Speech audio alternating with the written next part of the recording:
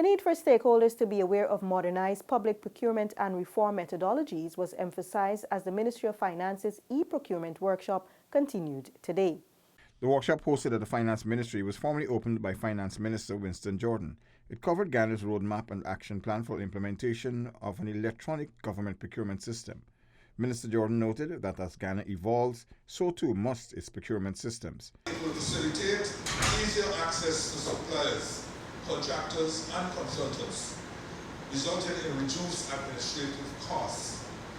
Making the country's procurement operations accessible for public scrutiny will also enhance transparency, accountability and efficiency in the procurement process. The minister recalled a 2015 IMF study titled Making Public Investment More Efficient, which indicated that on average a country loses 30% of its returns on public investments due to inefficiencies in its investment management process. Citing several examples of shoddy infrastructural work, he noted Ghana's position is similar, hence the coalition government's move to reverse this trend.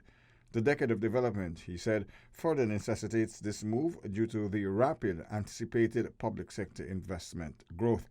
This growth of the economy will precipitate a surge in small and medium-scale businesses in Guyana.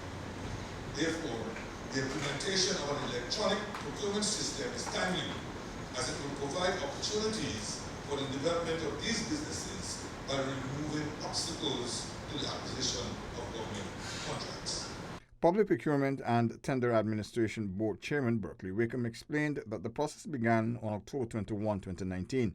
The completion of this roadmap and action plan sets the stage in a structured way towards attaining this goal of having a fully functioning EGP platform.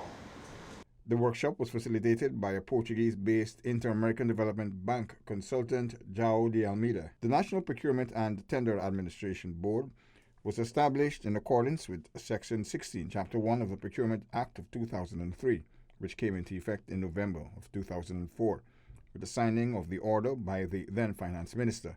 A new act has been drafted and is under consideration by the Attorney General's chambers. Paul McAdam for InfoHub.